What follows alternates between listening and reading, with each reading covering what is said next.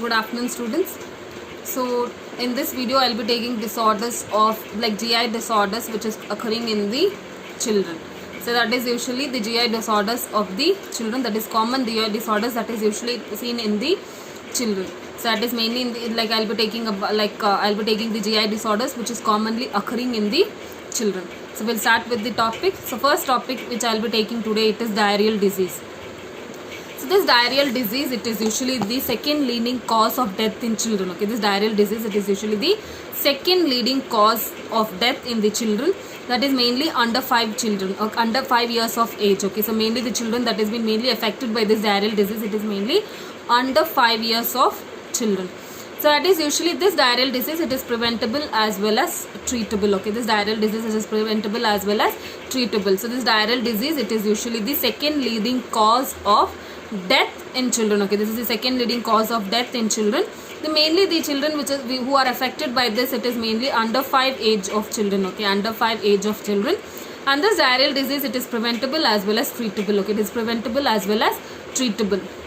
So mainly in the developing countries, diarrheal disease is the main reason for infant mortality rate. Okay, it is the main cause of infant mortality rate in the developing country. Okay, this diarrheal disease, it is the main cause for infant mortality rate in developing countries. So that is usually about this. So we'll see what is the definition of this diarrhea. So what is this diarrheal disease? It is usually the leading cause of death in children, especially it is affected for the under 5 age of children. And this diarrheal disease, it is preventable as well as treatable.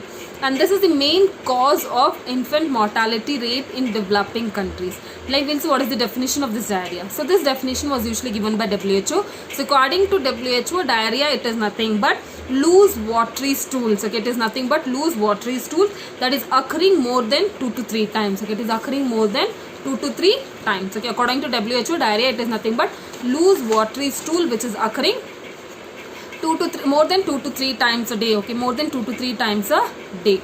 So that is usually about this definition of diarrhea. So definition of diarrhea was usually given by WHO. It is usually loose watery stool that is occurring more than 2 to 3 times a day. So that is next we'll see about this types of diarrhea. So types of diarrhea, it might be acute and chronic diarrhea. So types of diarrhea, it can be acute and chronic diarrhea.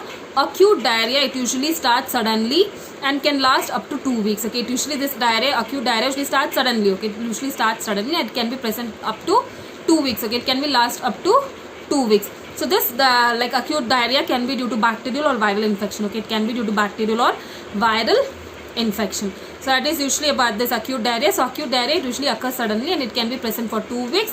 And this usually it is caused by a viral infection or bacterial infection. So next is chronic diarrhea. So chronic diarrhea, it will be present for a longer period. Okay, it can be present for a longer period, that is more than 2 weeks. Okay, it usually present for more than 2 weeks. So this is usually like this. Chronic diarrhea can be it can occur due to other inflammatory diseases. Okay, it can occur due to other inflammatory diseases like inflammatory bowel disorders, such as it can be ulcerative colitis, Crohn's disease, or celiac disease, or irritable bowel syndrome.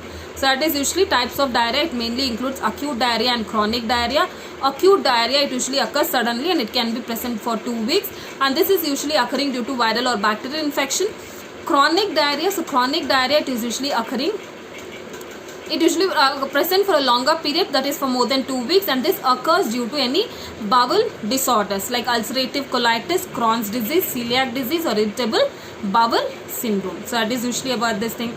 So then what are the agent factors that usually causes this diarrhea? So there are many agent factors that usually causes this diarrhea. So in the beginning I told you acute diarrhea, it can be caused due to bacteria or virus. So the agents can be either virus, bacteria, and in few cases it can be parasites, fungi. Okay, it can occur due to infection of parasite and fungi. So which are the viruses that usually causes this diarrhea? It might be like rotavirus, adenovirus, or enterovirus. Okay, the viruses that usually causes this diarrhea, it can be rotavirus, adenovirus, or enterovirus.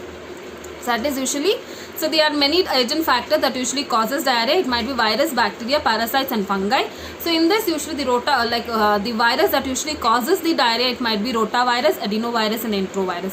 Whereas bacteria, we'll see which are the bacteria that causes the diarrhea. So bacteria, it can be for example E. coli, Shigella, Salmonella, Vibrio cholerae. Okay, the bacteria that causes this diarrhea, it might be E. coli, Shigella, Vibrio cholerae, and Salmonella.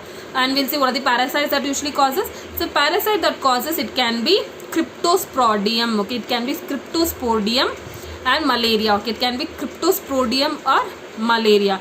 And the fungus that usually causes this diarrhea, it is Candida albicans, okay, the fungus that usually causes the diarrhea, it is Candida albicans. So normally what is that? So normally diarrhea, it is usually the leading cause of death in children, that is mainly under 5 age of children, and this is the leading cause of infant mortality rate in the developing countries. So what is diarrhea? Diarrhea is nothing but loose watery stools that occurs more than 2 to 3 times. What are the different types of diarrhea? Acute diarrhea and chronic diarrhea. Acute diarrhea, which usually occurs suddenly and it lasts up to 2 weeks, and it can be due to viral or bacterial infection. Chronic diarrhea will be present for a longer duration, like more than 2 weeks. This usually occurs due to any bowel disorders like ulcerative colitis, Crohn's disease, celiac disease, or any irritable bowel syndrome. And next is agents. So agents that usually causes this diarrhea, okay, agents that usually causes this diarrhea, it might be like virus, bacteria, parasites and fungi. So what are the virus that usually causes this bacteria, this diarrhea? It is mainly rotavirus, adenovirus and enterovirus. And which are the bacteria that causes the diarrhea? It is E. coli, Shigella, Vibrio cholera, Salmonella. Parasites that causes this diarrhea, it is Cryptosporidium as well as malaria. And then fungi that usually causes this diarrhea, it is Candida albicans. So that is usually then. And this diarrhea can also be caused by, so mainly it is caused by these agents. Other than that, the diarrhea can be caused by other infections also, such as food poisoning, okay, in case of food poisoning or infection by any other organisms, okay, infection by any other organisms, or eating food that irritates digestive system, okay, eating food that irritates digestive food, or if you are allergic, like if you are allergic to some food, okay, if you are allergic to some food, that is usually causes this diarrhea. Or in case of if any medication, side effects of any medications, okay, side effects of medications. And next, in case of side effects of radiation therapy, side effects of any radiation therapy, or if they or it can be due to malabsorption, okay, it can be due to malabsorption, where the baby is unable to absorb the nutrients, okay, where the baby is unable to absorb the nutrients from the diet. So that also can be the reason. And next, in case of alcohol abuse, okay, in case of alcohol abuse, diabetes, or if there is immunodeficiency syndrome, okay, or if there is immunodeficiency syndrome, okay, if there is immunodeficiency syndrome, so that is also can occur in this. Or if there is nutritional factors like overfeeding, underfeeding or malnutrition, okay, nutritional factors, if there is overfeeding, underfeeding or malnutrition, or in case of urinary tract infection, okay, these are the other causes of diarrhea. So what are the other causes of diarrhea? It can be due to food poisoning, or if there is any food allergy to the allergic to the any food, or it can be due to side effects of medication, it can be side effects of radiation therapy, or in case of malabsorption syndrome, where the baby is unable to absorb the nutrients, or in case of nutritional factors such as overfeeding, underfeeding and malnutrition. Then in case of diabetes, alcohol abuse, or in case of immunodeficiency syndrome, or in case of UTI, urinary tract infection, okay, so these are usually the other causes of this diarrhea. So other than that, acute diarrhea and chronic diarrhea, so diarrhea is again classified into different types, okay, again classified into different types. So the classification mainly includes like osmotic diarrhea, secretory diarrhea, motility diarrhea, okay, the other types it might be osmotic, secretory and also motility diarrhea, okay, secretory as well as motility diarrhea. So in this usually osmotic diarrhea, this is usually it is usually infection that is occurring to the small bowel, and it is usually caused due to poorly absorbed food, okay, it is usually caused due to when the food is not absorbed properly, when the food is not absorbed properly. And in this usually the stool is acidic in nature and watery in nature. The stool is acidic and watery in nature. So osmotic diarrhea. So osmotic diarrhea occurs when the food is not absorbed properly, okay, when the food is not absorbed properly and the nature of the stool may be acidic and watery. So next is secretory diarrhea. Secretory diarrhea, it is caused due to these toxins which is produced by some organisms, okay. The secretory diarrhea, it usually occurs due to toxins that is usually produced by some organism, okay, that is usually produced by some organisms. So it is usually such as cholera, okay, in case of cholera, that is usually there. And stools are usually watery and large and persistent, okay, watery and large, and even if it usually that is usually stool is watery and large, so that is secretory diarrhea. So this is usually occurred due to toxins that is produced due to some organism, that is especially in case of cholera, and the stool is usually large and watery. So next is motility diarrhea.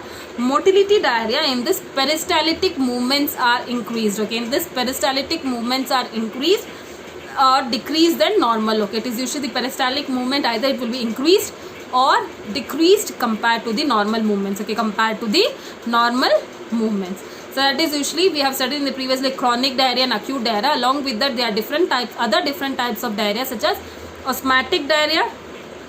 So that is usually this type of diarrhea, osmotic diarrhea, secretory diarrhea and motility diarrhea.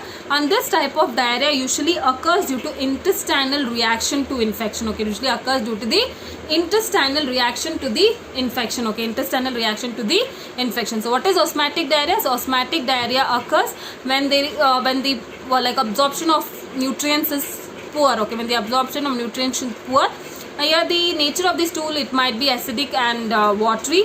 And secretory diarrhea occurs when the toxin, due to the toxins that is produced by the organism in case of cholera. Motility diarrhea, it is usually where peristaltic movements, either it will be increased or decreased compared to normal movements. So that is usually the types of diarrhea that is according to intestinal reaction to the infection. So next is the other types of diarrhea. It might be due to clinical analysis of illness. Okay, it is based on the clinical analysis of the illness.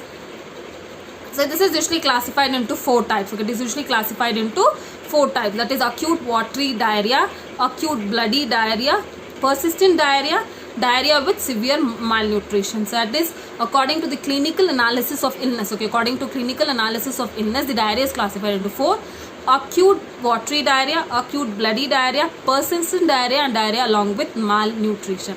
So what is this acute diarrhea? It lasts for several hours to day. Okay, it lasts for several hours to days, especially in case of cholera. Okay, so this usually occurs in case of cholera. And the more like signs of this acute watery diarrhea, it is dehydration. Okay, it is dehydration and weight loss. Okay, dehydration and weight loss. So next is acute bloody diarrhea. So this will be present for many days. Okay, it will be present for many days, which is usually called as dysentery. Okay, it is usually caused as dysentery. This usually leads to intestinal damage. Okay, this usually leads to intestinal damage. Okay, it usually leads to intestinal damage. So it is usually about this this one. What is that? Acute bloody diarrhea. So next is persistent diarrhea. Persistent diarrhea, it lasts for more than 14 days. Okay, it will last for more than 14 days. That usually leads to malnutrition and weight loss. Okay, that usually leads to malnutrition and weight loss. So that is usually there. Next is diarrhea along with malnutrition.